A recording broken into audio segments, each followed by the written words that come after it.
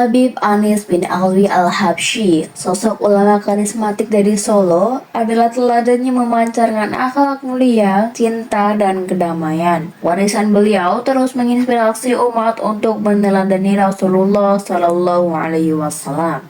سلام الله يا سادة من الرحمن يغشاكم عباد الله جئناكم قصدناكم طلبناكم سلام الله يا سادة من الرحمن يغشاكم عباد الله جئناكم قصدناكم طلبناكم تعينونا تغيثونا بهمتكم وجدواكم فأحبونا وأعطونا عطاياكم هداياكم سلام الله يا سادة من الرحمن يغشاكم عباد الله جئناكم قصدناكم طلبناكم فلا خيبتم ظني فحاشاكم وحاشاكم سعدنا إذ أتيناكم وفزنا حين زرناكم سلام الله يا سادة من الرحمن يغشاكم عباد الله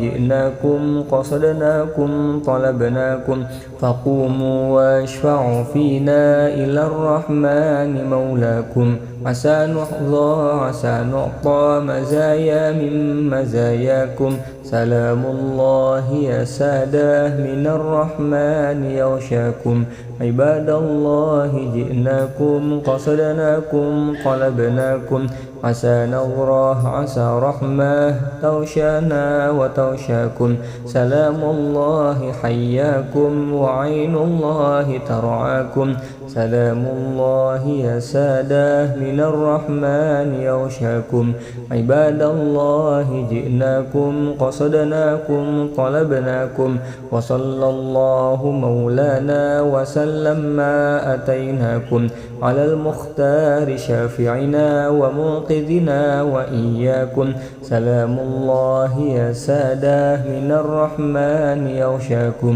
عباد الله جئناكم قصدناكم طلبناكم.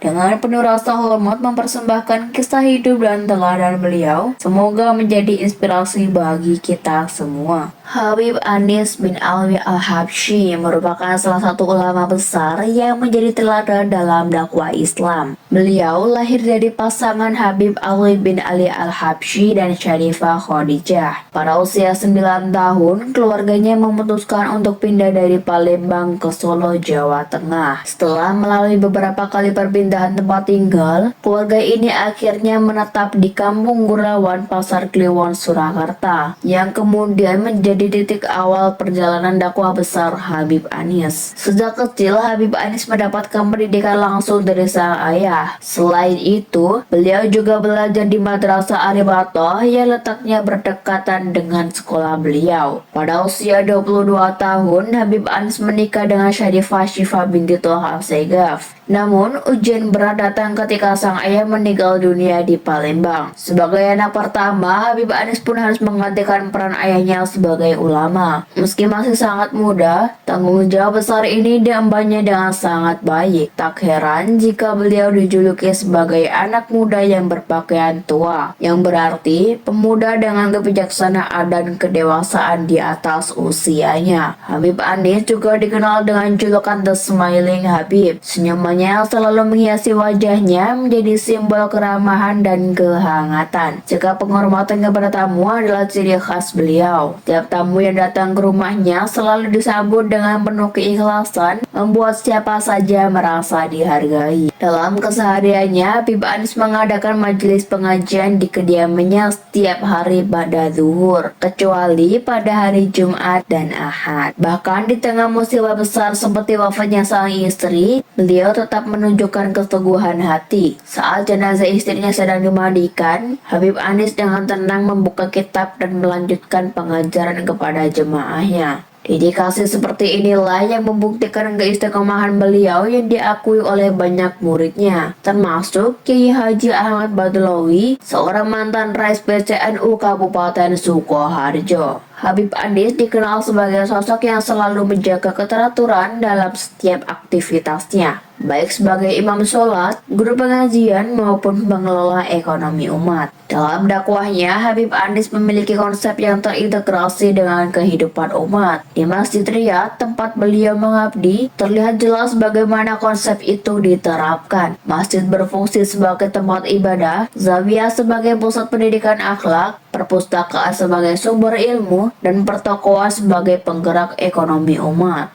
Habib Anis pernah menyampaikan pesan penting, "Jika ingin mengenalku, lihatlah rumahku dan masjidku. Masjid adalah tempatku mengabdi kepada Allah, zawiyah adalah tempatku mendidik umat, perpustakaan sebagai wadah ilmu, dan toko untuk mewujudkan kemandirian ekonomi umat." Pesan ini mencerminkan betapa Habib Anis memadukan nilai spiritual, intelektual, dan ekonomi dalam dakwahnya. Sebagai penerus kepemimpinan di Masjid Riyadh, Habib Anis melanjutkan berbagai tradisi yang telah dirintis para pendahulunya. Tradisi besar seperti Haul Habib Ali Al-Habsyi, Khatmul Bukhari, dan Maulid Nabi rutin diselenggarakan dan dihadiri ribuan jamaah dari berbagai daerah. Salah satu acara yang paling dinanti adalah Haul Habib Ali Al-Habsyi yang digelar setiap bulan Rabiul Akhir di Masjid Riyadh, Solo. Acara ini berlangsung selama beberapa hari dan diisi dengan kegiatan seperti rauhah, pengajian, hingga pembacaan maulid. Tradisi ini tidak hanya menjadi ajang untuk mendekatkan diri kepada Allah, tetapi juga menjadi magnet bagi umat Islam dari berbagai penjuru Nusantara. Tradisi Haul sendiri memiliki nilai keislaman sekaligus budaya. Di Jawa, tradisi ini menggabungkan unsur agama dan kearifan lokal, di mana masyarakat berkumpul untuk mendoakan seorang tokoh yang telah wafat. Haul Habib Ali Al-Habsyi menjadi salah satu cara terbesar yang menyatukan umat dalam doa dan cinta kepada Allah Subhanahu wa Ta'ala dan Rasul-Nya. Al-Habib Anis bin Alwi Al-Habsyi wafat dan dimakamkan di Kompleks Masjid Riyadh, Solo. Beliau disemayamkan berdampingan dengan ayahnya, Habib Alwi bin Ali, serta saudaranya, Habib Ahmad bin Alwi. Kompleks makam ini menjadi tempat ziarah yang tak pernah sepi oleh jemaah yang ingin mengenang jasa dan perjuangan dakwah keluarga besar Al-Habsyi. Hingga saat ini, Masjid Riyadh terus menjadi pusat aktivitas keagamaan yang melestarikan nilai-nilai dakwah Habib Anis serta membawa keberkahan bagi umat Islam. Sebagai penutup dari pembahasan ini, marilah kita menjelajah 3 karya monumental yang mencerminkan kedalaman ilmu, spiritualitas, serta kontribusi besar Habib Anis bin Alwi Al-Habsyi terhadap dunia Islam. Karya pertama, Al-Muwahhab Al-Madaniyah, mengajak kita untuk menyelami keistimewaan kota Madinah, sebuah kota yang diberkahi, kaya akan sejarah, dan penuh dengan nilai-nilai religius serta spiritualitas. Berikutnya, Al-Iqbal Al-Qadri merupakan pedoman yang sangat berharga bagi setiap muslim yang mendapatkan kedekatan dengan Allah Subhanahu wa Ta'ala melalui penyucian hati dan perbaikan diri. Karya ini membimbing kita untuk melepaskan diri dari sifat-sifat negatif, membersihkan jiwa, dan mencapai kesempurnaan spiritual yang menjadi tujuan utama perjalanan hidup seorang hamba. Terakhir, Asy-Syarh Al-Lama'at adalah sebuah karya yang memberikan penjelasan rinci dan mendalam mengenai prinsip-prinsip dasar akidah dan fikih dalam tradisi Ahlus Sunnah. Buku ini memudahkan para pembaca dalam memahami konsep-konsep keislaman yang seringkali kompleks. Dengan penjelasan yang terstruktur dan jelas, karya ini menjadi panduan yang penting bagi pelajar, ulama, dan masyarakat umum yang ingin memperkokoh fondasi keimanan mereka. Ketiga karya tersebut tidak hanya mencerminkan keluasan ilmu dan pendalaman pemahaman Habib Anis, tetapi juga menjadi warisan berharga bagi umat Islam yang ingin mendalami ajaran agama, memperbaiki diri, dan memperkaya perjalanan spiritual. Melalui hikmah dan pengajaran yang terkandung di dalamnya, kita tidak hanya memperluas pengetahuan, tetapi juga mendapatkan panduan untuk menjalani kehidupan yang lebih baik dan bermakna, berlandaskan iman, dan semakin mendekatkan diri kepada Allah Subhanahu wa Ta'ala. Semoga pembelajaran ini dapat menjadi bekal yang bermanfaat, membawa keberkahan dalam kehidupan kita, serta menjadi tuntunan menuju kebahagiaan sejati di dunia dan akhirat.